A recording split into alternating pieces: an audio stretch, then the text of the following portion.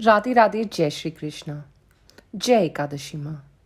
इस बार की एकादशी 28 मार्च 2022 को है। इस बार की एकादशी का नाम पाप मोचनी एकादशी है। पौराणिक मान्यता के अनुसार चैत्र मास में हर साल पाप मोचनी एकादशी व्रत होता है और यह एकादशी चैत्र मास के कृष्ण पक्ष में आती है। धार्मिक मान्यता है कि पाप मोचनी एकादशी का व्रत करने से सभी पापों की से मुक्ति मिलती है और इस व्रत को करने से व्यक्ति पाप के दंड से मुक्त हो जाता है। पाप मोचनी व्रत कैसे करें? पाप मोचनी एकादशी के दिन पहले सूर्यास्त के बाद भोजन नहीं करना चाहिए। यदि आप व्रत कर रहे हो तो एकादशी के दिन ब्रह्म मुहूर्त में उठा जाए और जल्दी स्नान करके पूजा करे और व्रत करने का संकल्प ले। इस दिन पूरे विधि विधान के साथ भगवान विष्णु की पूजा की जाती है। पूजा करते समय भगवान विष्णु को आसन पर बैठाए, घी का दीपक जलाए, फिर मंत्रों का जाप करे, केला तुलसी भगवान को अर्पित करे। पाप मोचनी एकादशी की कथा।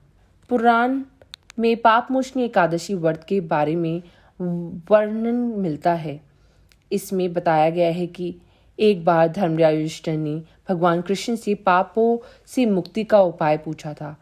तब भगवान कृष्ण ने उन्हें पाप मोचनी एकादशी व्रत की महिमा के बारे में बताया था और कहा था कि इस एकादशी व्रत को करने से सभी दुखों से मुक्ति मिलती है और हजारों यज्ञों के अनुष्ठान जितना ही फल प्राप्त होता है।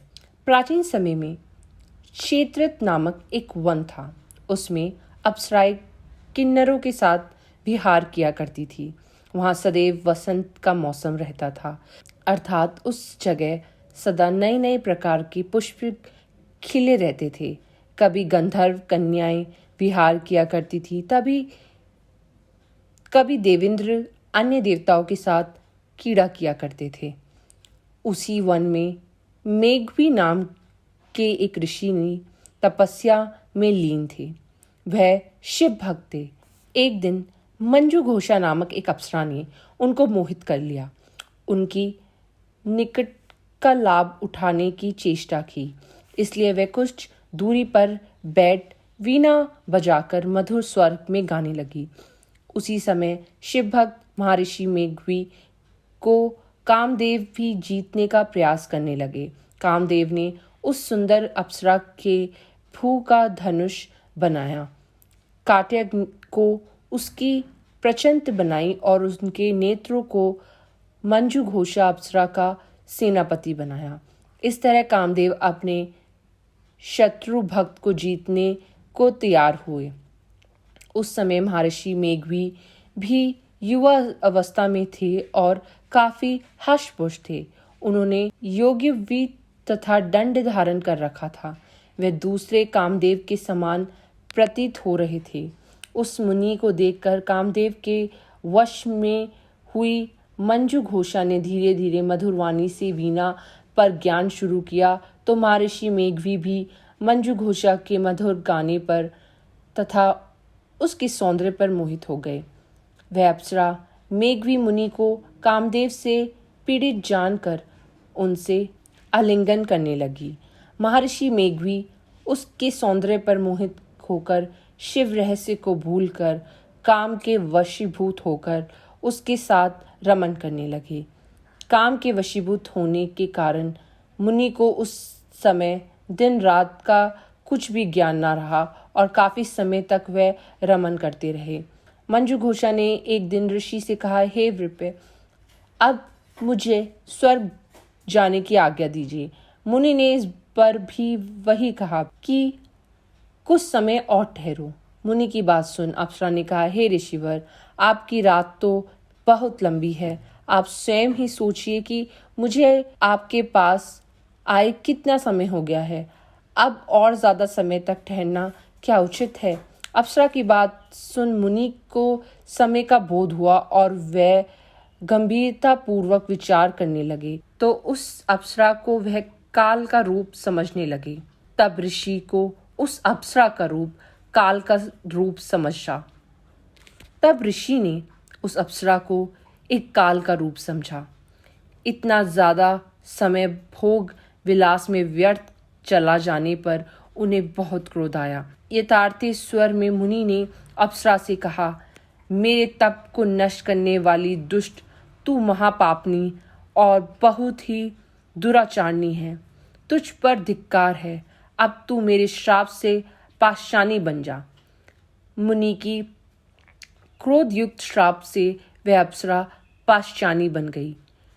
यह देख वह व्यतीत होकर बोली, हे ऋषिवर, अब मुझ पर क्रोध त्याग कर प्रसन्न होइए और कृपा करके बताइए कि इस श्राप का निवारण किस प्रकार होगा। विद्वानों ने कहा है कि साधुओं का सत्कार अच्छा फल देने वाली होती है और आपके साथ तो मेरे बहुत वर्ष व्यतीत हुए हैं। तब अर्थात अब आप मुझ पर प्रसन्न हो जाइए, अन्यथा लोग कहेंगे कि एक मुन्य आत्मा के साथ रहने वाली मंजू घोषा को पाषाणी बना पड़ा। मंजू घोषा की बात सुनकर मुनि को अपने क्रोध पर अत्यंत ग्लानि हुई, साथ ही अपनी अपकीर्ति का भय भी हुआ। तब पाषाणी बनी मंजू घोषा ने मुनि से कहा, तूने मेरा बड़ा बुरा किया है, किंतु फिर भी मैं तुझ पर श्राप से मुक्ति का उपाय बतलाता हूँ। चैत्र मास के कृष्ण पक्ष की एकादशी, जिसका नाम पापमोचनी है, उस एकादशी का उपवास करने से तेरी पाषाणी की देह से मुक्ति हो जाएगी। ऐसा कहकर मुनि ने उसको व्रत का सब विधान बताया। फिर अपने पापों का पश्चाताप करने के लिए वह अपने पिता चैन ऋषि के पास गए। चैन ऋषि ने अपने पुत्र मेघवी को देखकर कहा, हे पुत्र, ऐसा क्या किया तूने कि तेरे सभी तप नष्ट हो गए, जिससे तुम्हारा समस्त तेज मलिन हो गया। मेघवी मुनि ने लज्जा से आकर सिर झुकाकर कहा, पिताश्री, मैंने एक अप्सरा से रमन करने के बहुत बड़ा पाप किया है। इसी पाप के कारण संभवत मेरा सारा तेज और मेरे सारे तप नष्ट हो गए हैं। कृपया करके आप इस पाप से छूटने का उपाय बताइए। ऋषि ने कहा, हे पुत्र, तुम चैत्र मास के शुक्ल पक्ष की एकादशी, जिसे पाप मोचनी कहा जाता है, उसका व्रत करे। इससे तुम्हारे सभी पाप नष्ट हो जाएंगे। अपने पिता चैन ऋषि के वचनों को सुनकर मेघवी मुनि ने पाप मोचनी एकादशी का विधि पूर्वक व्रत किया। उसके प्रभाव से उसके सभी पाप नष्ट हो गए। मंजू घोषा अप्सरा भी पाप मोचनी एकादशी का उपवास करने से पाषाणी की देह से छूट गई और पुण्य अपना सुंदर रूप धारण कर स्वर्ग को लौट गई। तो बोलिए, पाप मोचनी एकादशी की जय। श्री हरि की जय। राधे राधे। जय श्री कृष्ण।